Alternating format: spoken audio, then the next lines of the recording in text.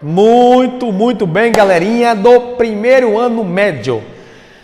Vocês que infelizmente não conseguiram alcançar aí a média e que ficaram aí no caminho das minhas avaliações, terão agora em pequenos momentos, em pequenos minutos aí, tá bom? Uma mini revisão mesmo, pequenita mesmo, tá bom? Sobre o que eu vou cobrar na minha avaliação de recuperação nessa semana. Só lembrando que nós, nesse bimestre, trabalhamos 2 módulos e falamos sobre demografia e também falamos sobre fontes de energia, certo? Demografia é analisar as questões das teorias demográficas, né? Quais são as teorias demográficas? Em que elas consistem? Quais são as diferenças entre uma teoria demográfica e outra? E em relação às fontes energéticas ou às fontes de energia, quais são elas, quais são as vantagens e quais são as desvantagens de utilização de cada matriz energética? Bom, em termos de demografia, a demografia é o estudo das populações mundiais, né? Seria analisar ali, por exemplo, o recenseamento, verificar taxa de natalidade, mortalidade, crescimento vegetativo, crescimento vertical horizontal e as teorias. Eu me aprofundei na prova, nas teorias, e isso foi o nosso conteúdo na prova anterior. Então, apenas aqui algumas dicas, né, de explicações. Então, a teoria demográfica malthusiana ou malthusianista, como alguns falam, o pastor Thomas Robert Malthus, né, esse pastor anglicano, que ele cria ele analisando a situação local na época em que ele vivia ali, século XVIII, XIX, XVIII, né, por aí. O que ele percebe? Um aumento significativo da população no que diz respeito ao nascimento de crianças, né? Então estava havendo um número muito grande de nascimento de crianças, né? Que é um aumento da taxa de natalidade. E em contrapartida, a produção de alimento para a época, segundo ele, era uma produção desproporcional. Então, não se produzia alimento na mesma proporção em que se nascia filhos. Essa aqui é a realidade. E aí ele cria aquela ideia de crescimento geométrico e crescimento aritmétrico.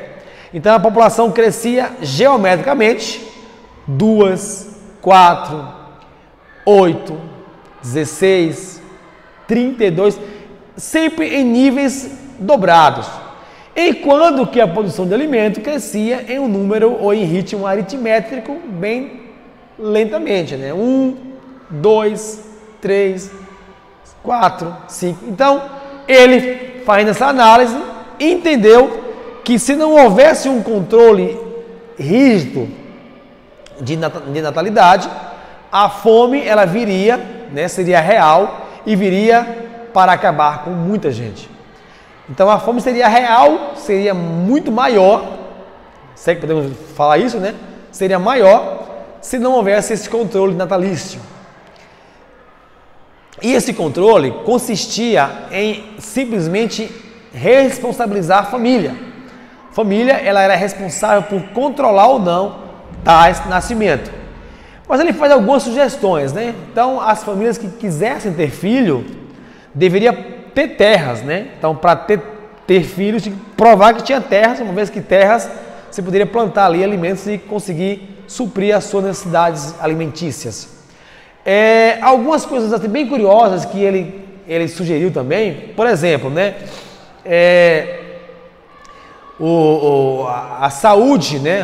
A medicina não poderia ser utilizada para todos, porque senão não ia haver aí esse balanceamento. Então, se todo mundo fosse assistido pela medicina, ninguém iria morrer, e aí não iria controlar a população. Enfim, algumas ideias que ele sugeriu, mas que a longo prazo não deu certo. Então a teoria de Malthus, ela consistia em aumento populacional desproporcional em relação à produção de alimento. Nascia-se muitas crianças, mas não se produzia muito alimento. E aí a fome seria algo que seria um grande problema para as nações e para os governantes na época. E os responsáveis por isso eram as famílias que deveriam fazer esse controle natalício, né? O tempo se passa, essa teoria ela se extingue, não vai à frente, né? E ressurge então os neomalthusianistas, tá bom? A teoria neomalthusiana, ela pega alguns resquícios ali da teoria de Malthus, como por exemplo, aumento populacional desproporcional, né? E também a fome.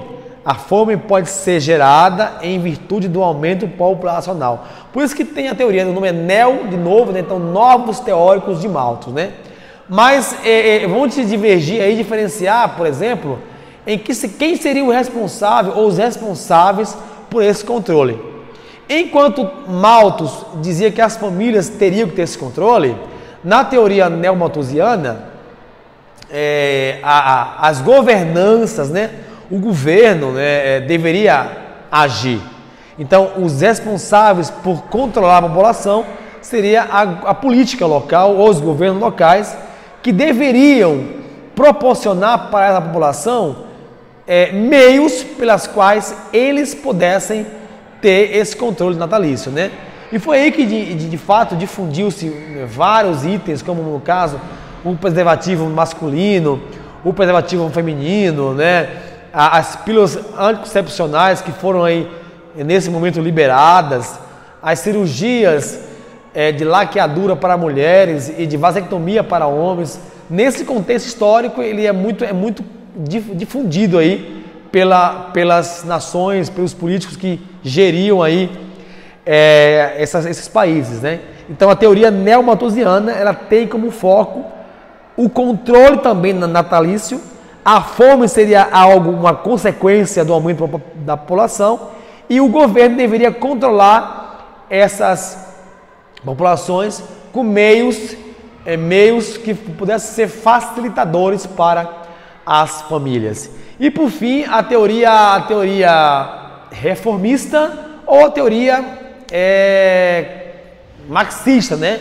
Essa teoria, ela consistia na má distribuição de renda, de acordo com esses teóricos, né? A fome, ela existia porque não havia uma distribuição igual dos recursos naturais da terra.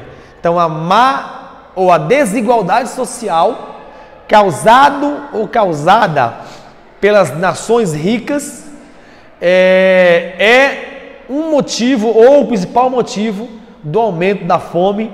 E essa fome, ela é controlável se fosse atuado aí, se as nações ricas pudessem atuar contribuindo, né, com a melhor igualdade social. É uma ideia aí muito forte do socialismo, né, ou com força de Marx, né? Então seria a desigualdade social, ela existe, e com ela a fome, porque as nações são egoístas, né? Só pensam em si e não redistribuem melhor as rendas do nosso planeta. Tem uma outra teoria que eu não falei muito sobre ela, mas é a teoria eco-malthusianista. A teoria eco-malthusianista, ela consiste em nós controlarmos a população a fim de que a Terra, o nosso planeta, consiga suprir com os recursos para a população como um todo. Então, se a população for crescendo em níveis alarmantes, a Terra, o nosso planeta, não conseguirá repor os recursos para todos. Daí o nome, né? Eco vem de ecologia, né? Então, você proteger o ambiente através do controle natalício ou do controle populacional. São teorias, né? Alguns creem em uma, outros creem naquela. O ideal seria que se houvesse um controle, em uma junção de ambas aí, né? Para um bem maior, que seria no caso, o ser humano, né? Então, em termos de teoria, seria isso que eu vou colocar na minha avaliação. Talvez conceitos, talvez diferenças entre uma e outra, né? Entre uma e outra, para vocês ficarem aí cientes desse conteúdo. Bom, para encerrar aqui, já falamos isso em sala, mas só para recapitular de novo aqui a questão das fontes de energia, ou fontes energéticas, não aquela que você toma, né? Mas as matrizes energéticas. Acho que o termo melhor é matriz energética, tá bom? Então, matriz energética eólica, matriz energética solar, fotovoltaica, né? Matriz energética hidroelétrica, perdão, matriz energética nuclear, geotérmica, certo? Maremotriz. Então, na prova, vocês diferenciam uma da outra. Quais são as vantagens uma da outra? Então, por exemplo, a matriz energética solar, 100% renovável, 100% limpa. Entretanto, o custo de instalação ou de manutenção é um pouco elevado, aí vai ter uma desvantagem. Matriz energética eólica, 100% renovável, 100% limpa, né? É a vantagem. Entretanto, desvantagem, aqueles painéis ali, aquelas hélices, né, em locais específicos causam poluição visual. O custo também de instalação é grande, enfim. Então, vocês têm que analisar o tipo de matriz, esses que eu citei aqui, né?